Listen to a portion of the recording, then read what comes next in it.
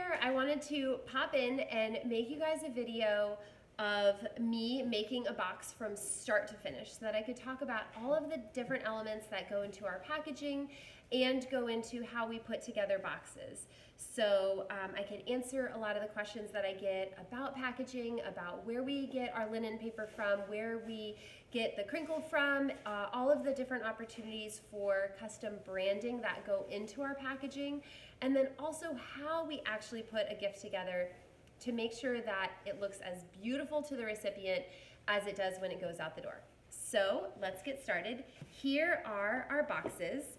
This is our smaller box. It's 7 inches by 7 inches by 4 inches. And as you're sizing your boxes or thinking about what size box you want to use, I would recommend thinking about the products that you find yourself reaching for most often. So when I was thinking about this box size, I knew that I wanted to be able to fit like a bath salts in there. It had to be tall enough to fit a chocolate bar. It had to be wide enough to fit a chocolate bar and a bottle of bath salts next to it. So just kind of playing around, laying products out, measuring and seeing what size would be able to work for as many different options as I possibly could make it. And as you're thinking about sizing, be sure to be thinking about the depth of your boxes as well. This isn't even a very big candle, but you can see how much of the depth it takes up, because you definitely want to make sure that you have wiggle room on top and bottom to keep items protected so that you don't have anything that goes over the top of the box.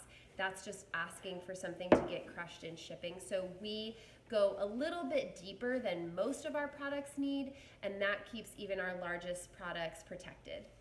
We get our boxes from Brymar Packaging, but we've also worked with Harvest Packaging and David Ray Products. All three are incredible. If you hand me any of our boxes, I couldn't even tell you where they're from because it's just good quality all around.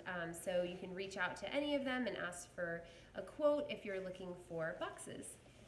The inside of the box is white stock for ours, and then you can see from the edge that basically there is a paper that is wrapped around the entire box.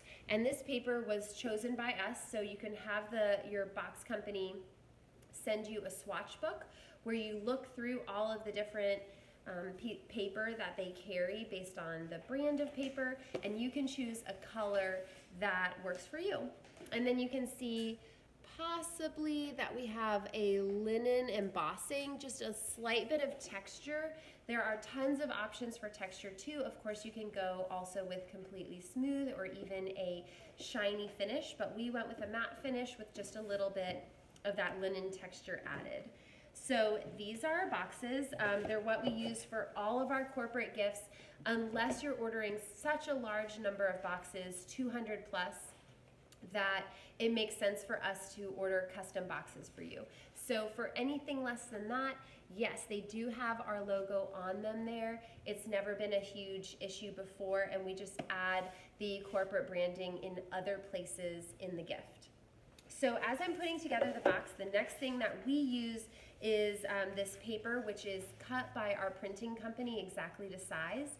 We send the boxes to our printer so that they can cut them exactly. Now that they have the measurements, we can just keep ordering.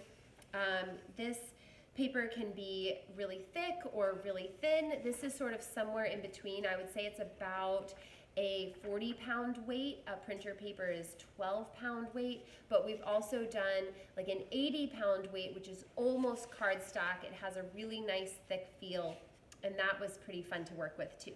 So this paper is exactly the paper that goes around our gifts. I wanted to create a really seamless look. So it's the exact same paper, same color, same embossing on both.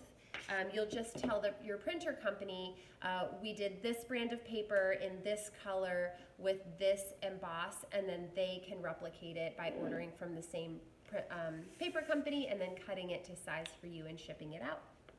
This is a totally optional step. It's what we've decided to make part of our packaging, but lots of huge companies do without this completely and don't have linen paper and just put the crinkle paper in next. So this is just kind of what we decided to do. So I put the linen paper in, I call it linen paper because of the embossing, but it's just regular paper. We put the paper in, and as you can see, it fits perfectly in the box. Next, we put the crinkle paper in, and we actually fill the box completely with crinkle paper, just so that we can almost barely wedge the products in. The goal when we're packaging a gift is basically to fossilize the products in place. So you can see we fill it so that it's completely full of crinkle paper. We're not mushing it down aggressively or anything, just basically filling it up. Then I use my fingers, but I pretty aggressively dig. I always feel like a squirrel when I'm doing this. And I create a hole that is this right size for the product. Instead of placing it in, that is going to smush a lot of your crinkle down, I slide it in like this, and that way the crinkle that was at the top and bottom is pretty much preserved, and that's going to save you a lot of work as you're putting the rest of the gift together. So create an opening for the candle here, and again, hold the candle, sliding it into place. If you feel like you're really slow at first, don't worry. Everyone who starts with us, it takes them half an hour to make their first box, and then you'll get faster. Don't worry about that. So after I put all of the products in, the box looks like this. And as I look at this, I say, okay, well, I definitely need more crinkle here. You know, there's nothing between the bottle and this. I could use even a touch more crinkle paper down here. I definitely need some crinkle in here. Other than that, it's pretty close. So you want to get it to where after you put the products in, you don't have to do a lot of fluffing and zhuzhing, because that is just going to eat up your time. So I'll add some crinkle in there. I'll add some crinkle here to the right of the candle. I do not spend a ton of time poking down every single crinkle, because once that lid shuts, they're all going to smash down anyway. So at this point, I would say I'm good to go here. And now next, sometimes we put a piece of tissue paper that we have pre-folded. Here's one. Sorry about that. So we take 2 pieces of tissue paper and we fold them exactly to size. This is just something that we like doing to keep any labels from rubbing off and just a smidge more protection. So I'll place this over the products, and we size it just so that it's basically big enough, and we tuck the edges down a little bit like that. Next, I will pull the pieces of the linen over, or if you're not using any paper like this, you can use tissue paper like this, but if you're not using anything, if you're not using any linen paper, then you're going to want to think about what you want that first visual to be when the customer opens the lid. Do you want the card to be there? Do you want a mailer to be there? Some information? Anything like that. It's nice to create a really nice first visual for that unboxing experience. So we've got our paper here. I use 2 pieces of Scotch tape, and then we have these branded pieces of cardstock made because I don't want the client to see the Scotch tape first thing when they open our boxes. So we had these made, which are not pricey at all. I put a little bit of this double-sided tape dispenser on the back of it just to stick it on really nicely. And so this is the first visual that the customer sees when they open the box. And you see that the items are sticking up over the edge just a little bit, and that is just about perfect, because once the lid comes down and smushes everything, especially once it sits there for 2 or 3 days in shipping, the customer gets this really nice, super flat visual when they first open the lid, which is really nice. So we put the lid on here, making sure that the logo is in the front, and then we have these belly bands here that have our logo on them, but there are some really nice branding opportunities here. So here is a belly band that we created for a corporate client. You can do ribbon and tags and be able to do branded tags. You can do branded stickers. There are so many different branding opportunities for the outside of the gift. And I did want to mention inside the gift that that branded square that we do is another branding opportunity for corporate clients. So like here's a branded one, but we've done ones in all different colors, even ones that have URLs on them that are more informational.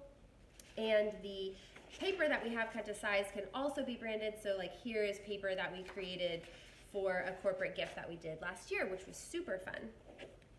So lots of different branding opportunities there in just the packaging.